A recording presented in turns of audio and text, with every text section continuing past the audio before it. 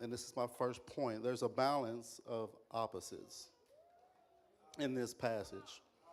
Um, there's contrasting pairs mentioned in this passage.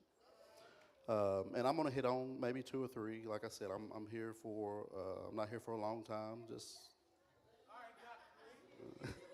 here we go, just a good time. The first pairing contrast is life and death. This is perhaps the most fundamental contrast because it highlights the sheer nature of our existence.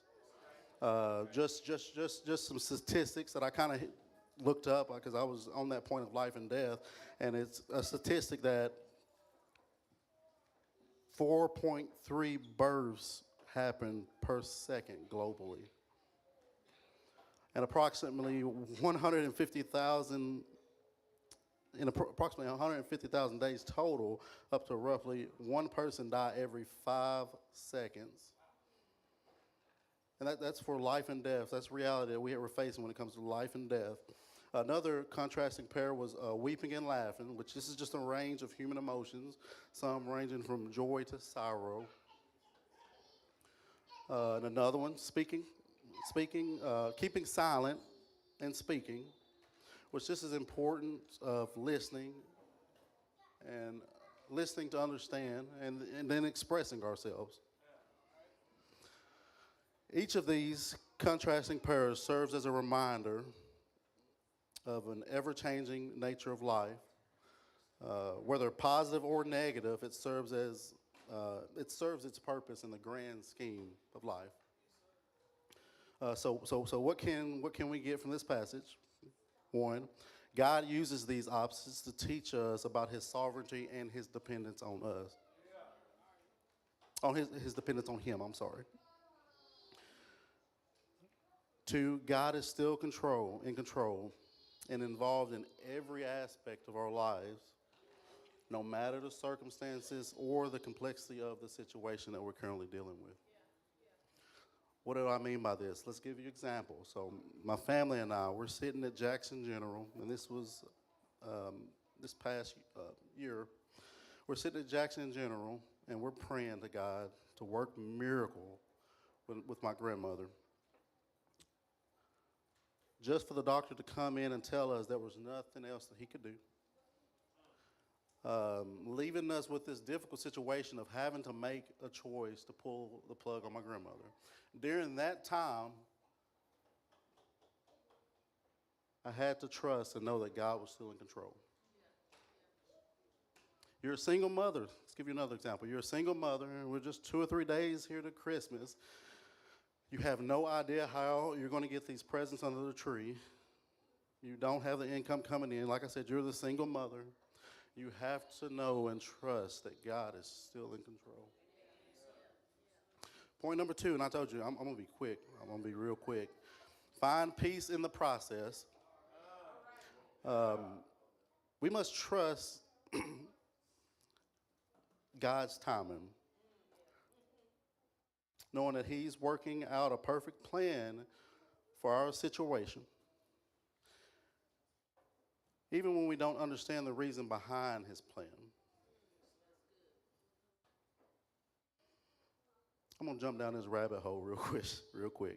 And I got a question, and I don't want you to shout out and answer. I don't even want you to answer it out loud.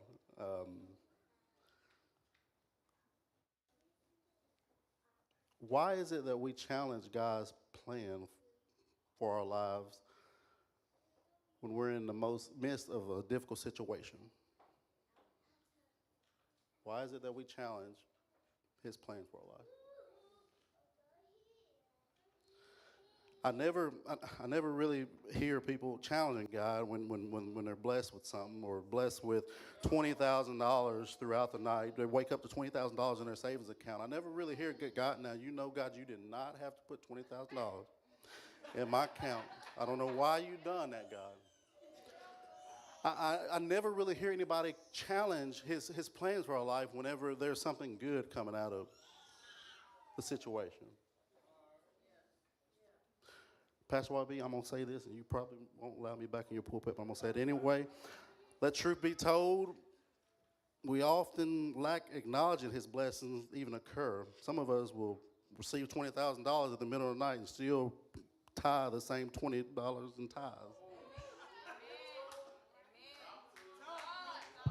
It's okay if you don't let me.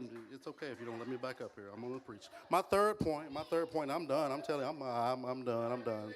Discerning God's timing. We must accept that God has a specific plan and a purpose for our lives, and that His timing to fulfill those plans is always perfect, even if it doesn't align with our expectations or desires.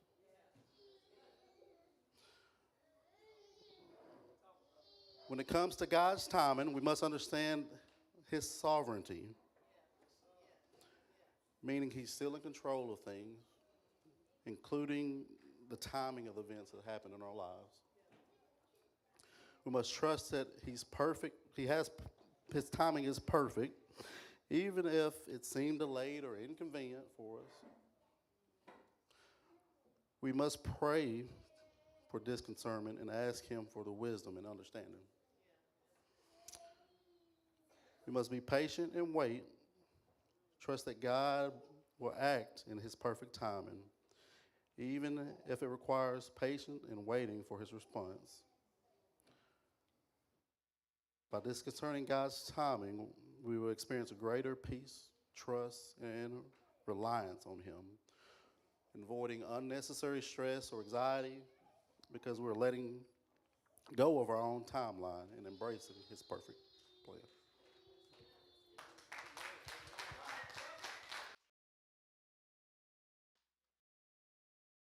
Bill?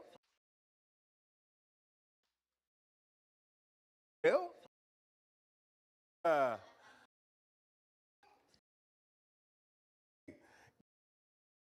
for these speakers and the wow ride, embracing